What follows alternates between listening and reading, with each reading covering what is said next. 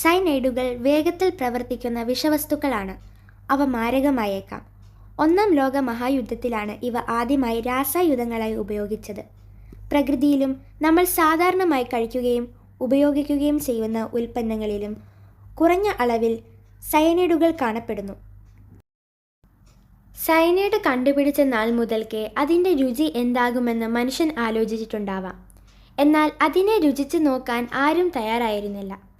പക്ഷെ 19 വർഷങ്ങൾക്ക് മുൻപ് ഒരു മലയാളി സയനൈഡ് രുചിച്ചു നോക്കി. അതിൻ്റെ രഹസ്യം ശാസ്ത്രലോകത്തിന് സമ്മാനിച്ചു. എറണാകുളം സ്വദേശിയായ MP പ്രസാദ്, ഒരു സ്വർണ്ണപ്പണിക്കാരനാണ് ഈ അപൂർവ അനുഭവം രേഖപ്പെടുത്തിയത്. ജീവിതത്തിലെ സാമ്പത്തിക പ്രതിസന്ധികളിൽ മുങ്ങിയിരുന്ന പ്രസാദ് 2006 ജൂൺ 17 പാലക്കാടിലെ ഒരു ഹോട്ടൽ മുറിയിൽ ജീവനൊടുക്കുകയായിരുന്നു. എന്നാൽ പ്രസാദിൻ്റെ ആത്മഹത്യക്കുറിപ്പ് ഒരു ചരിത്രരേഖയായി മാറി. പ്രസാദിൻ്റെ ആത്മഹത്യക്കുറിപ്പിൽ അദ്ദേഹം എഴുതിയിരുന്നത് ഇങ്ങനെയായിരുന്നു: ഡോക്ടർമാരോട്, പൊട്ടാസ്യം സയനൈഡ്, ഇതിൻ്റെ രുചി ഞാൻ അറിഞ്ഞു. വളരെ പതുക്കെ, ആരംഭത്തിൽ കുറച്ച് പുകച്ചതുപോലെയാണ്. നാക്കെല്ലാം എരിയും, ഹാർഡാണ്, നല്ല ചവർപ്പാണ്.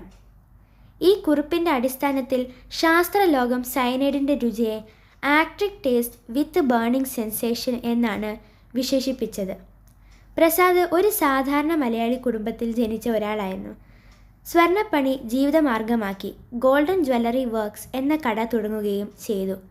എന്നാൽ രാജസ്ഥാനിൽ നിന്ന് വന്ന ചില തട്ടിപ്പുകാരുടെ കൈകളിൽ പതിയെ പണവും സ്വപ്നങ്ങളും നഷ്ടപ്പെട്ടു. വഞ്ചിക്കപ്പെട്ടതിൻ്റെ മാനസിക സമ്മർദ്ദം താങ്ങാനാവാതെ ആത്മഹത്യയ്ക്ക് തയ്യാറായി. സ്വർണ്ണപ്പണിക്കാരനായതുകൊണ്ട് തന്നെ സയനൈഡ് സ്വന്തമാക്കാൻ പ്രസാദിന് ബുദ്ധിമുട്ടുണ്ടായില്ല. ആത്മഹത്യക്കുറിപ്പിൻ്റെ ആദ്യ പേജിൽ സാമ്പത്തിക പ്രശ്നങ്ങൾ, രണ്ടാമത്തെ പേജിൽ മാതാപിതാക്കൾക്കുള്ള വാക്കുകൾ, മൂന്നാമത്തെ പേജിൽ മജിസ്ട്രേറ്റിനുള്ള കുറിപ്പ്. അതിനെല്ലാം ശേഷം അവസാന പേജിൽ സയനൈഡ് ഉപയോഗിച്ച അനുഭവം അദ്ദേഹം വിശദീകരിച്ചു. അവസാനമായി പ്രസാദ് തൻ്റെ അബദ്ധം കുറിച്ചു.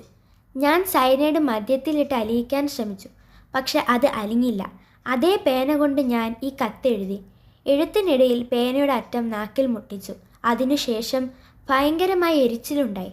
അതിൻ്റെ രുചി എഴുതിയ ശേഷം ഞാൻ പാലക്കാട് ജില്ലാ ആശുപത്രിയിലെ പോസ്റ്റ്മോർട്ടം റിപ്പോർട്ടിൽ ഡോക്ടർ PB ഗുജറാൽ കണ്ടെത്തിയത് പ്രസാദ് നേരിട്ട് സയനൈഡ് കുടിച്ചിരുന്നില്ല.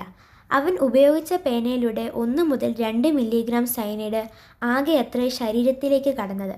അതിൻ്റെ ചൂടേറിയ ചവർപ്പാണ് അദ്ദേഹം രേഖപ്പെടുത്തിയത്. 15 വർഷങ്ങൾക്ക് ശേഷം പ്രസാദിൻ്റെ ആത്മഹത്യക്കുറിപ്പ് ലോകശ്രദ്ധ നേടിയത് 2021 ബുക്കർ പുരസ്കാര ചുരുക്കപ്പട്ടികയിൽ ഇടം നേടിയ Benjamin ലെബറ്റിൻ്റെ when we cease to understand the world എന്ന പുസ്തകത്തിലൂടെയാണ്. പ്രസാദ് ഇന്ന് ചരിത്രത്തിൽ ഓർമ്മിക്കപ്പെടുന്നത് മരണത്തിനപ്പുറം ശാസ്ത്രലോകത്തിനൊരു സംഭാവന നൽകിയ വ്യക്തിയായാണ്.